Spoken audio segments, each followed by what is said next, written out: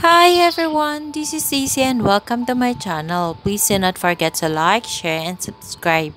For today's video, I'm going to share to you yung mga variegated succulent na meron ako dito sa garden. So, pag sinabing variegated succulent, sila yung may mga white and yellow lines dun sa kanilang leaves. Iba pa rin yung tinatawag na stress color. Pag sinabi namang stress colors, eto yung nagre-red yung tips, nagpi-pink, or sometimes brown, sometimes orange in color. So, let's start with this one. This Echeveria, as you can see, parang maputla siyang tignan because ang variegation color niya is more on white and a little bit of yellow sa kanyang leaves. I do not know the idea of this succulent.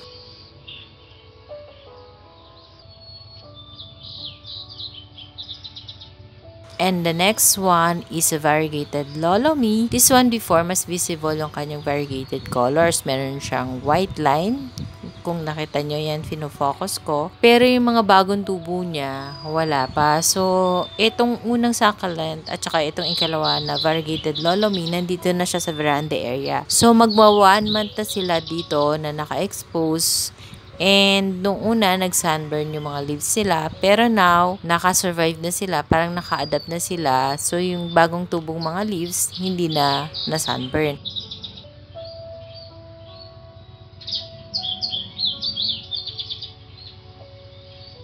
And this one is the variegated undulata. As you can see, meron siyang yellow and white variegation sa kanyang leaves. Before, yung lower leaves niya, nung in-introduce ko siya dito sa veranda area, is nalagas or natuyo. Yung iba nagka-sunburn and then eventually natanggal na din dun sa stem. Pero I'm happy kasi naka-adjust na siya. Marami nang tumubong leaves dun sa inner rosette niya. Pero kahit kasi nung nandun siya sa garage area, nung pinaroots ko pa siya or pinasa-stable ko siya, talaga natatanggal na yung mga lower leaves niya. So, mahirap talagang alagaan ng mga variegated succulent. Ito naman yung Pachyveria, Pachyphytoides. So, ito, variegated din siya.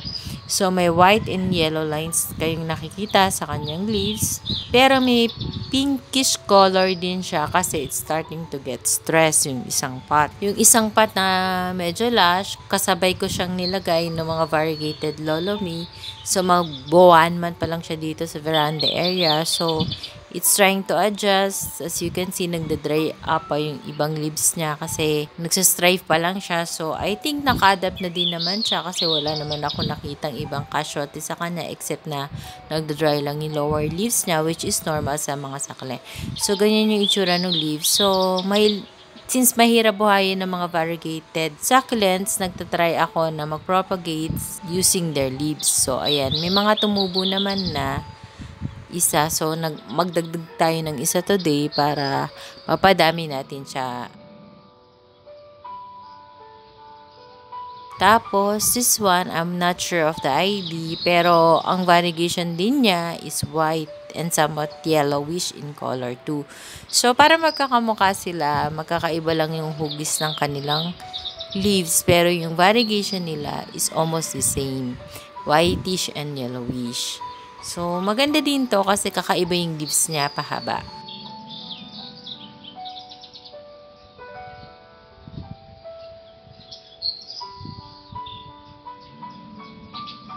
And this one is a variegated Luella. Yung normal na Luella is green in color. Tapos pag na-stress is red in tips.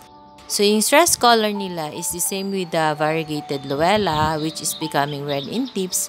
But the difference is mas thick at mas matigas ang leaves ng variegated Luella, tapos whitish in color din siya compared sa normal na Luella na nakikita natin.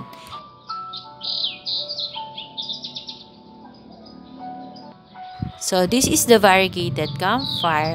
So, meron siyang white line na may pagka-yellow din. And then, yung stress color niya is nagbibigay siya ng pinkish to red color sa kanyang tips. So, kung nakikita nyo, may mga leaves pa na sunburn kasi yan pa yung time na nag-a-adjust siya nung nilagay ko siya dito sa veranda area. 2 months na to sa veranda area pero nag-a-adjust pa rin siya. Pero, pakita ko sa inyo itong bagong tubo ay parang offset sa niya.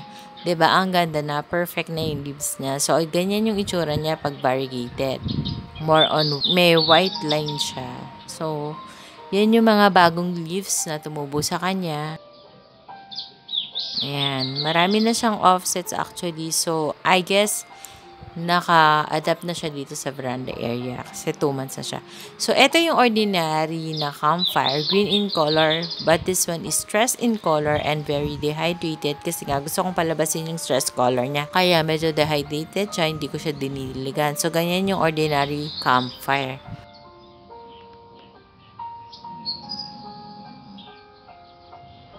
Ito naman, na-flex ko na to last week din sa inyo. It is a variegated one kasi may white tips siya. So, napansin ko parang nalalagas yung leaves niya sa likod. Tingnan natin kung bakit. So, ayan o, may dried leaves. So, tanggalin natin. Wait lang. So, nung natanggal ko, kaya pala nagda-dried yung mga leaves is may mga tumutubo palang babies. So, sana madaming babies para lumaki sila agad para ma-propagate natin ito.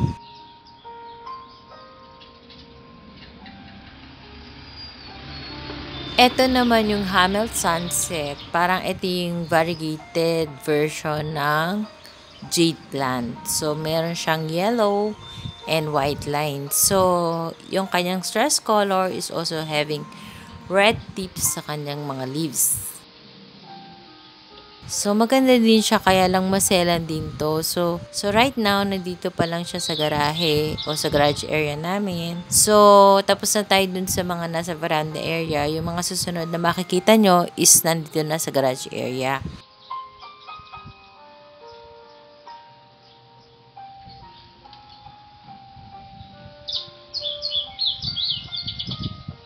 So, eto yung variegated mebina na ibinigay sa atin ni Sisi Mitch. Thank you, Sisi Mitch. Eto na siya. Maganda na siya. And I think buhay na to kasi nag-glow na yung kanyang mga leaves. It's very shiny. So, yung variegation niya is white and yellow too. Ayan, hindi pa lang siya talaga lumalabas yung full variegation kasi ang full variegation color ng variegated mebina is all yellow in color. So, let's see kung ma-achieve natin yon. So, hopefully ma-achieve natin. Pero ang mebina kasi pag stress in color, nagkakaroon din siya ng red-pink tips sa kanyang leaves. So, imagine niyo yung red-pink tips tapos color yellow siya, 'di ba? Perfect sa ganda. So, ito talaga yung place niya dito sa aming garage area. Katabi siya ng Hamel Sunset and ng variegated Tito Buns. So, ito naman yung variegated Tito Buns natin. So, pag super stress siya, all yellow yung color niya, katulad ng mebina. And as you can see, more on yellow siya rather than white. And then, nag-leaf propagate din ako sa kanya kasi nga mahirap sila buhayin para kung ano man ang mangyari sa kanila, at least mapalaki natin yung leaf propagation natin. Meron na tayong reserve variegated Tito Bun. So, yung sa mebina, hindi pa ako nakapag-propagate kasi medyo mahirap kumuha ng leaves. Hindi ako maka-perfect ng kuha ng leaves sa lower part niya. So, ito naman yung variegated blood moon. This is the second time na bumila ka ng variegated blood moon. Kasi yung unang variegated blood moon ko nga, namatay siya. Kasi ganito lang siya kaliit yan. Ganyan kaliit na 2 heads. So, after 15 days, in-expose ko kagad yun sa rain or shine area na yun nga yung pagkakamali ko. Dapat pina-adapt ko muna siya dito sa garahe. Morning sun muna bago morning and afternoon sun sa veranda area. But this time, I know how to take good care of them and hopefully, it will become healthy and makasurvive siya dito.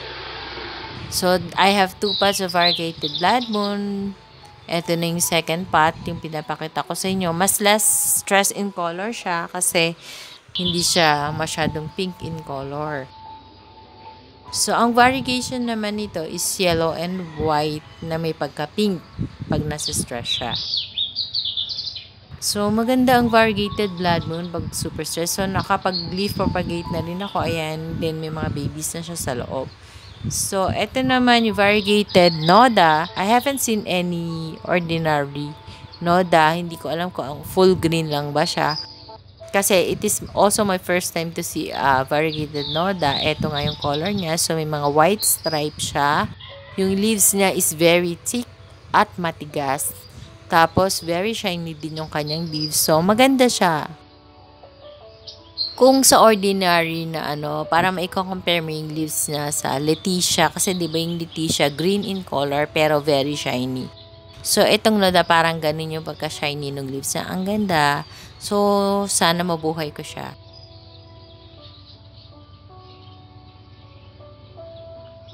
This one is a variegated Wayuki.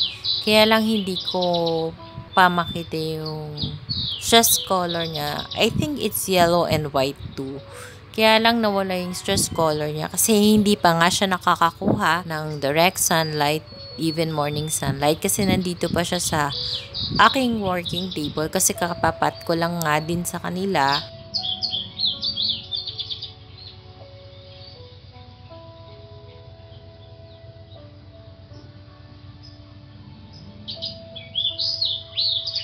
And ito naman yung freebie sa atin ni Miss Hazel na variegated lemon rose. So, apakaganda ng lemon rose. So, may mga baby siya. Tinanggal ko, hiniwalay ko sa mother plant para kung anong mangyari sa mother plant, may mga babies tayo. And vice versa din. Kasi mahirap talagang buhayin sa lowland ang mga variegated succulent. So, kung makabuhay ka, napakaswerte mo na kasi napakasela nila. Ay, hindi mo maintindihan na gusto ganun. Pero, ngayong taon, siguro kasi mas nag-focus din ako sa pag-aalaga sa mga succulents ko. Mas maganda yung mga succulents ko compared dun sa 2 years na pag-aalaga ko. Mas napastress ko sila. So, I'm hoping na mas mabuhay ko din yung mga variegated succulents na nabili ko. So, it is a Gollum. It is a variegated one. Kita niyo yung tips ng kanyang leaves is may white circle. Ang cute, diba? So, ito yung kinat ko. So, yung kinat, pinagkatan ko naman ito, parang hindi ko naman nakataan ng variegation before. So, nung kinat ko siya, lumabas yung variegation niya. So, nagulat lang din ako. Dahil hindi ko lang na-expose sa proper sunlight yung pinaka-mother plant niya. So, eto naman yung isang variegated Mibina na kabibili ko lang din kasama ng mga lemon rose. So, eto yung may pagka-stress color. So, nakikita niyo yung pink tips niya. So, yan yung stress color niya. Yung variegation niya is yellow and white. So, pag full variegated siya, yellow siya. Parang variegated Tito Ban. So, napakaganda talaga ng variegated succulents, pero napakaganda din ng price nila at napakahirap din nilang buhayin. So, kung mag-aalaga kayo ng variegated succulents, dapat ready kayo kasi talagang mahirap silang intindihin, mahirap alagaan. Eto, 3 months na to sa akin yung aking variegated Mrs. Richard. Pero hanggang ngayon, ganyan pa lang din siya kaliit. May growth na sa inner set niya. Nakapag-leaf propagate na rin ako dito. Pero isa pa lang. Ayan, sa baba.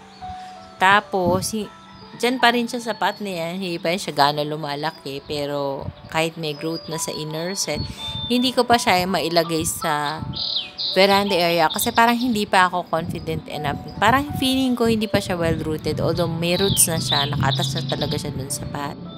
So, yun lang yung mai-share ko sa inyo. So, before we end this video, I wanted to show you this pink opalina of mine na napakaganda at nakaagaw ng aking attention sa veranda area.